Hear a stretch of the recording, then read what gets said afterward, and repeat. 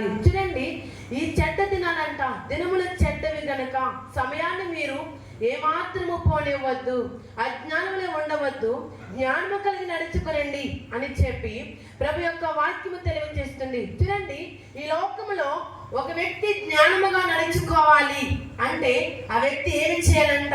చూడండి, ఇందు నిమిత్తము మీరు అవివేకులు కాక ప్రభు చిత్తం ఏమిటో జాగ్రత్తగా తెలుసుకునండి అని చెప్పి దేవుని యొక్క వాక్యము తెలియజేస్తుంది. చూడండి, చెడ్డ దినాల్లో, ఈ అపాయకర దినాల్లో చూడండి కాలము సమీపించింది.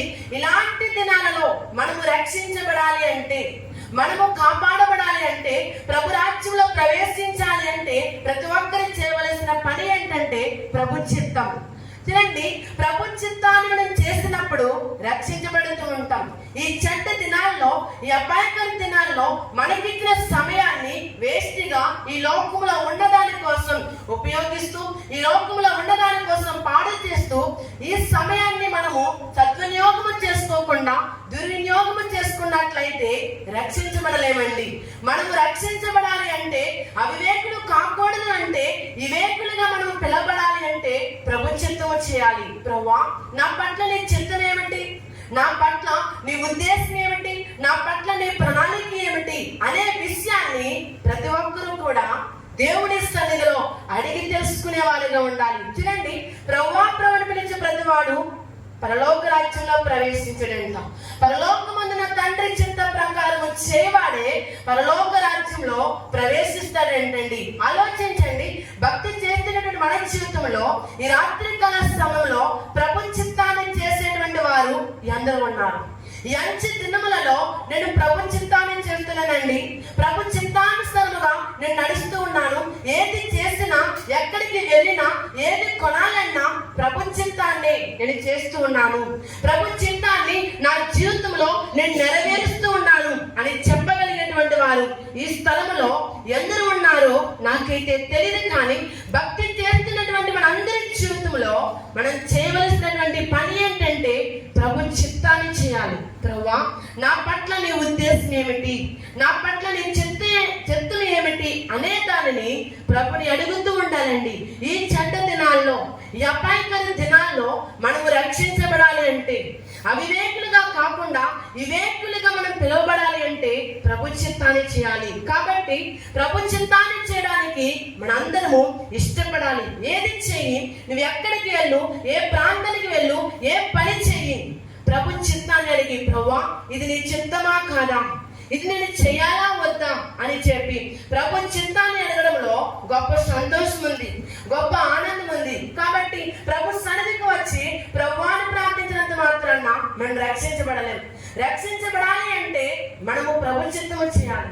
ప్రభు సన్నిధికి వచ్చి ప్రభువా నా పట్ల నీ ఉద్దేశం ఏమిటి, నా పట్ల నీ ప్రణాళిక ఏమిటి, నా పట్ల నీ చిత్తం ఏమిటి, నా పట్ల నీ ఆలోచన ఏమిటి ప్రభువా అని చెప్పి నీవు ప్రభు సన్నిధిలో ప్రభు చిత్తాన్ని కనుగొన్నప్పుడు నువ్వు రక్షించబడతావు.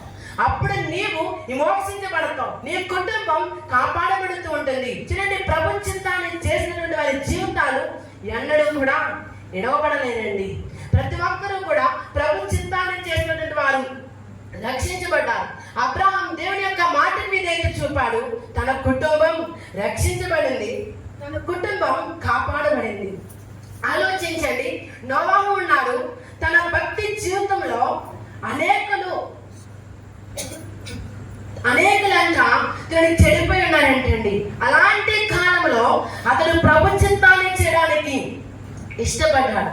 ప్రభు మాట ప్రకారముగా బ్రతకడానికి అతడు ఇష్టపడ్డాడు. ప్రభు చెప్పినట్లుగా వాడిని సిద్ధము చేయడానికి ఇష్టపడ్డాడు. కానీ ఇది నా వల్ల కాదు, నేను కట్టలేను, నేను చేయలేను అని చెప్పి నోవాహు చెప్పలేదు. అలాగే అబ్రహాము నా స్వదేశాన్ని విడిచిపెట్టలేను, ఇది నా వల్ల కాదు ప్రభువా అని అబ్రహాము కూడా చెప్పలేదండి. అబ్రహాము స్వదేశాన్ని విడిచిపెట్టి సాగిపోయాడు.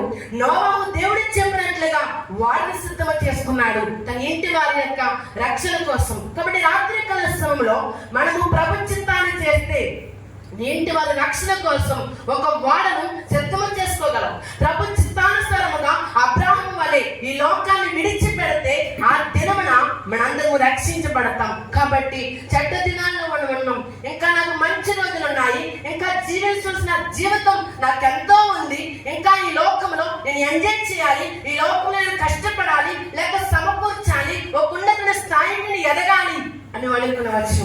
కానీ సమయం అనేది లేదండి. సమయము సంకోచితం అయిపోయింది. సమయము చూడండి గతించిపోతుంది. కాబట్టి దేవుడు మనకిచ్చిన సమయాన్ని సద్వినియోగం చేసుకుంటే మనము రక్షించబడతాం, మనము కాపాడబడతాం. ఆ దినమందు దేవుడు మనల్ని జ్ఞాపకం చేసుకుంటాడండి. కాబట్టి దేవుడు మనకిచ్చిన సమయాన్ని మనం సద్వినియోగం చేసుకుందాం.